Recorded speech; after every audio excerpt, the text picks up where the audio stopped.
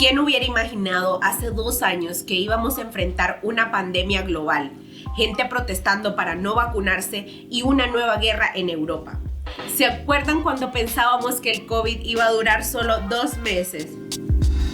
¡Qué tiempos aquellos! En estos 2 años, la pandemia en Nicaragua se ha llevado a tanta gente que el gobierno ya ni se molesta en actualizar las estadísticas. Al principio, cientos de personas morían de neumonías misteriosas. Después de implementar un modelo mejor que el suizo en Nicaragua, ya no se muere nadie ni de viejo. Según las autoridades del Ministerio de Salud de Nicaragua, en todo este tiempo han muerto aproximadamente unas 220 personas.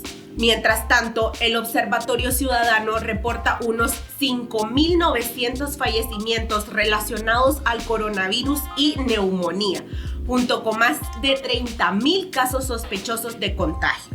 Por eso, para recordar estos 2 años de locura y multiversos donde no existe el COVID, en este noticiero te contamos lo que sabemos sobre el manejo de la pandemia y el subregistro de muertes por parte de las autoridades del gobierno de Nicaragua. Mientras la mayoría de la población nicaragüense actúa como si el COVID nunca hubiera existido porque no hay ni hubo ningún tipo de alerta por parte de las autoridades, la realidad es que las secuelas de la enfermedad van a afectar de manera permanente a miles de personas. También tenemos que cargar con el trauma de un Estado que nos dio la espalda en uno de los momentos más importantes para la humanidad.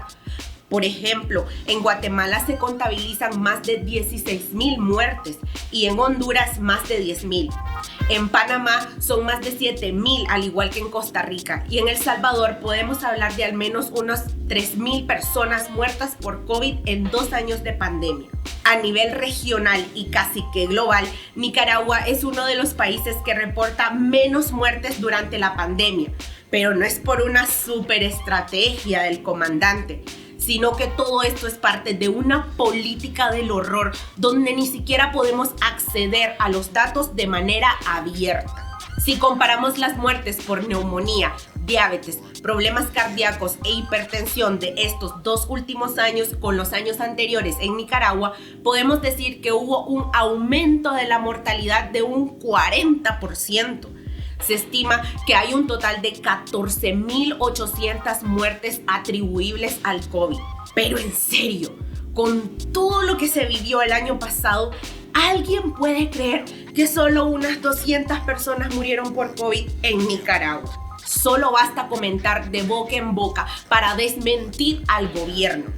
Entre 2018 y 2019, las muertes de neumonía fueron unas 1.105. Mientras que en 2020 a 2021 el número fue de 5.174 muertes, lo que implica al menos un 78% de aumento en la mortalidad, aunque el gobierno no las atribuyó directamente al COVID. También aumentaron sospechosamente las muertes por problemas cardíacos e hipertensión, que subieron en un 46%. Y ni hablar de las muertes por diabetes, que aumentaron en un 42%. Con esto, el gobierno de Nicaragua incumple todas las normativas internacionales que piden tener cuentas claras en cuanto al manejo de la pandemia. Somos el único país en toda la región americana que no tiene un reporte de las pruebas PCR aplicadas. Pero bien que te cobran $150 por hacerte una prueba si querés viajar. Mucha gente se ha enfermado y ni siquiera sabe que está poniendo en riesgo a sus seres queridos, porque acceder a una prueba es demasiado caro y es un negocio que está centralizado por las autoridades del gobierno. El gobierno dice que más del 50% de la población ya está vacunada. Pero en febrero, la Organización Panamericana de la Salud puso a Nicaragua como uno de los países más bajos en cuanto a la vacunación, con un estimado de entre el 35 y 38%. Según este organismo internacional, el gobierno del comandante fue uno de los últimos en reconocer públicamente la circulación de cualquiera de las variantes a nivel masivo. Mientras toda Nicaragua sufre las consecuencias de Alfa, Beta, Gamma, Delta y Omicron, las autoridades siguen llamando a concentraciones masivas y actividades turísticas como si todo estuviera normal.